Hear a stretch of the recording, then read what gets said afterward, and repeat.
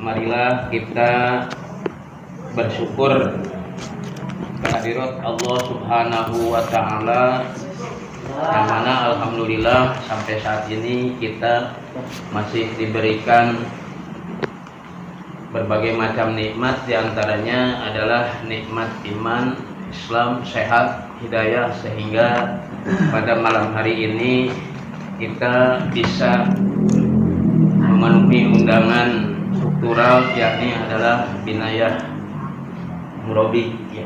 Dengan kehadiran kita ini mudah-mudahan menjadi wasilah turunnya rahmat dari Allah Subhanahu wa Ta'ala, karena tidak mungkin Allah turunkan rahmat kepada orang-orang yang bermaksiat. Tentunya Allah akan memberikan rahmat kepada orang-orang yang taat. Salawat dan salam semoga Allah curahkan kepada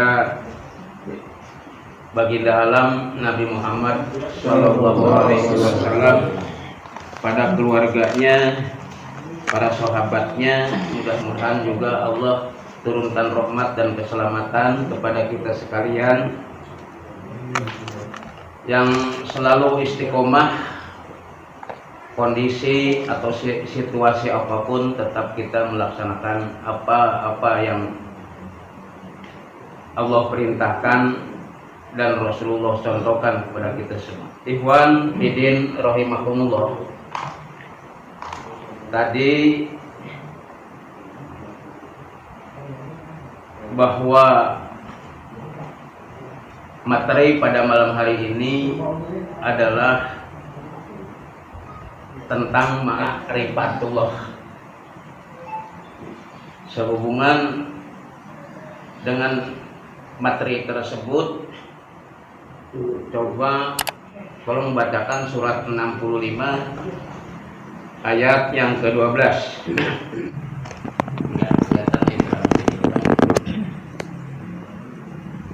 A'udzu billahi minasy syaithanir rajim.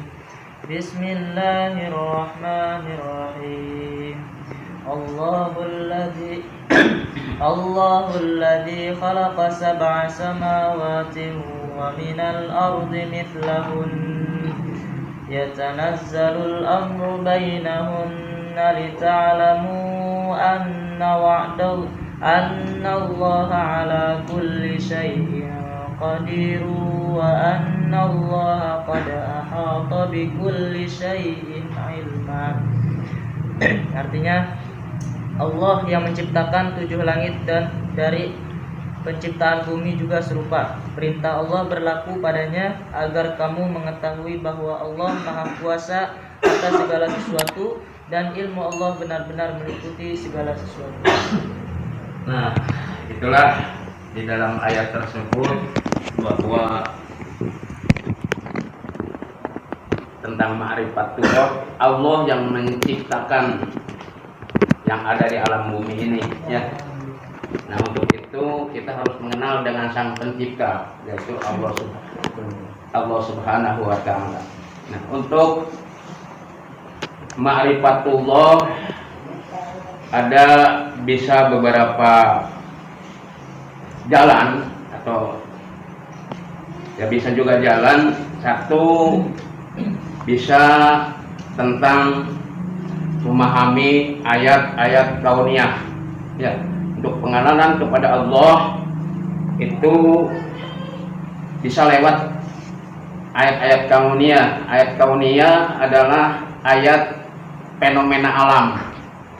Kita melihat dunia dan seisinya yang nyata, itu adalah juga bisa untuk kita ma'rifatullah.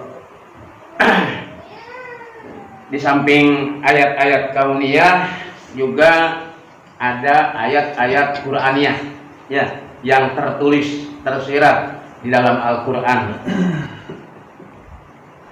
Di dalam ayat kauniyah, fenomena alam terjadi,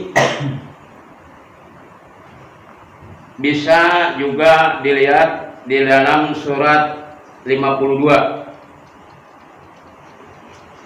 52 ayat ke-35. Coba salah satu tolong bacakan ya.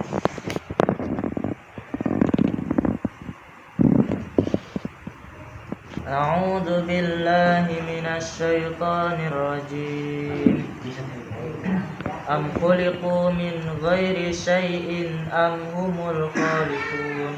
Atau apakah mereka tercipta tanpa asal usul ataukah mereka yang menciptakan diri mereka sendiri? Jadi bahwa alam semua termasuk kita itu adalah yang ada yang menciptakan. Ya.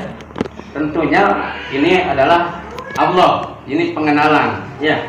Ini fenomena alam. Banyak lagi sebenarnya tentang fenomena alam yang harus kita ketahui, tentang kejadian-kejadian alam yang kita saksikan dengan kasat mata itu adalah untuk ma'rifatullah.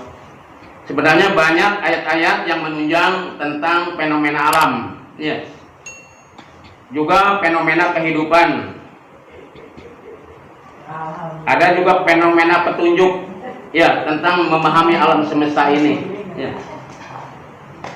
Kemudian kalau memang dirinci semuanya banyak ayat-ayatnya juga tentang ayat-ayat kauniyah yang kita lihat, ya, berdasarkan ayat-ayat Allah.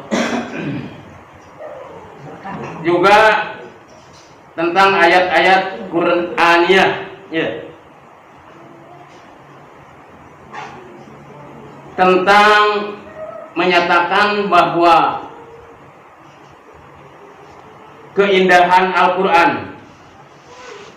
Nah, untuk kita ingin ma'rifatullah juga bisa lewat Al-Quran, bagaimana Allah menciptakan ayat-ayat Al-Quran dengan indahnya, bahasanya, dan segala macam. Bisa juga di dalam surat 2 ayat 23 sampai 24 Al-Baqarah. Wa in kuntum fi raybin mimma nazzalna ala 'abdina wad'u shuhada'akum min dunillahi in kuntum shadiqin.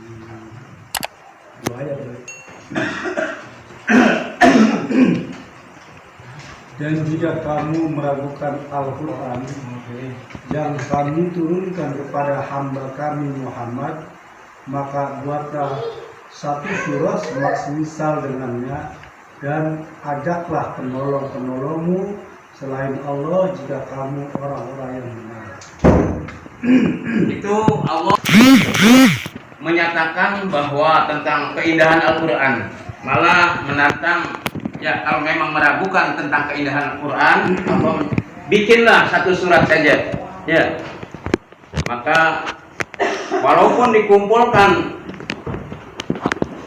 manusia seluruhnya untuk membuat salah satu surat aja sudah tidak mampu. Itulah Allah keindahannya bahasa tentang Al-Quran. Kemudian kita harus mengenal juga tentang kedudukan Allah. Makrifat Allah adalah sebagai Rob. Ya. Kita mengenal Allah sebagai Rob. Apa itu Rob? Allah sebagai pengatur. Ya. Apalagi kita sering setiap saat, setiap hari, setiap detik, malah waktu kita di dalam sholat kita baca Alhamdulillahirabbil alamin. Itu ungkapan kita, ya. Di dalam detik-detik, waktu ke waktu terus kita menyatakan bahwa Allah yang mengatur, ya.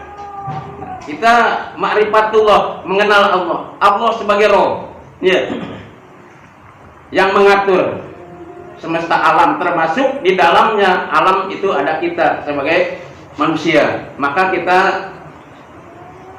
kadang-kadang ya lucu tapi nyata. Ya, di luar sana banyak dia setiap saat membaca di dalam surat Al-Fatihah tadi, ya alhamdulillahirabbil alamin, pernyataannya seperti itu.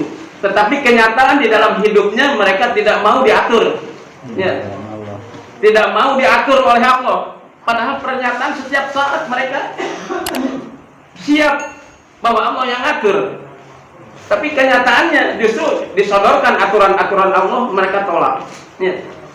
Nah, berarti mereka belum sampai kepada ma'rifat kepada Allah Subhanahu wa taala. Cuma hanya sebatas bibir, ya, cuma sebatas ucapan, tidak sampai ke dalam kolbu, ya, apalagi sampai tadi jauh mengenal Allah Subhanahu wa taala. Terlebih-lebih karena di dalam ayat, di dalam Al-Qur'an awalnya dibuka dengan surat Al-Fatihah, itu juga ya ada sifat-sifat Allah, Rabb. Juga di dalam Al-Fatihah ada Malik, ya, Sang Kholik, Sang Pencipta, ya, Sang Raja di dalam Al-Fatihah. Nah, maka di akhir surat pun, ya, Al-Quran surat An-Nas, di situ ada beberapa yang harus ingat bahwa di situ ada 3 juga akidah. 3 ma'rifatullah. Ada Robnya sebagai Rob manusia, ya, di surat 114 ayat 1, qul a'udzu birabbin nas, bahwa katakanlah bahwa Allah itu Robnya manusia, berarti yang mengatur manusia. Itu sudah paham semua di luar sana tentang ucapan-ucapan itu, malah favorit mungkin kalau di dalam sholat, ya, mereka baca ngelotok, mudah sudah nggak asing. Tetapi kenyataannya mereka tidak mau mengakui bahwa Robnya yang mengatur dia, yang mengatur manusia, menyatakan dia qul a'udzu birabbin nas. Selanjutnya Robnya di situ dilanjutkan malikin nas, ya, bahwa Allah itu adalah rajanya manusia. Nah, bahwa tidak ada raja lagi yang patut dipatuhi aturannya, itu hanyalah Allah Subhanahu wa taala. Kita harus betul-betul ma'rifat tentang Allah, ya. Kemudian ada juga di dalam surat An-Nas sebagai sesembahan manusia, ya, ilahin nas, bahwa Allah adalah sesembahan yang patut diakui, segala undang-undang dan segala macamnya, ya, itu hanya Allah Subhanahu wa taala. Tetapi kenyataannya kadang-kadang mereka ya bukan itu jelas banyak di antara mereka tidak mengakui hal tersebut, ya. Malah dibegitukan, disodorkan tentang syariat Islam, ya, dia menolak, padahal dia sudah paham, ya, ayat-ayatnya. Nah, begitulah manusia. Memang setan tidak akan berhenti-hentinya untuk menggelincirkan manusia. Padahal di akhir surat An-Nas itu, ya, bahwa ada 2 jenis setan yang akan menggelincirkan, yuwaswisu fi sudurin nas, ya, mereka kena gurisan-gurisan setan, yaitu minal jinnati wan nas, tidak sadar bahwa mereka terlalu terus, ya, dihembuskan oleh setan ke dalam hatinya supaya jangan sampai mengikuti aturan-aturan Allah di muka bumi ini. Mungkin memang kalau di rinci itu masih banyak lagi sebenarnya tentang ma'rifatullah. Itu hanya sebatas pembukaan saja, ya, mudah-mudahan untuk menambah wawasan untuk kita tentang ma'rifatullah. Untuk sementara dari Anas sekian, billahi taufiq wal hidayah. Wassalamualaikum warahmatullahi wabarakatuh. Waalaikumsalam.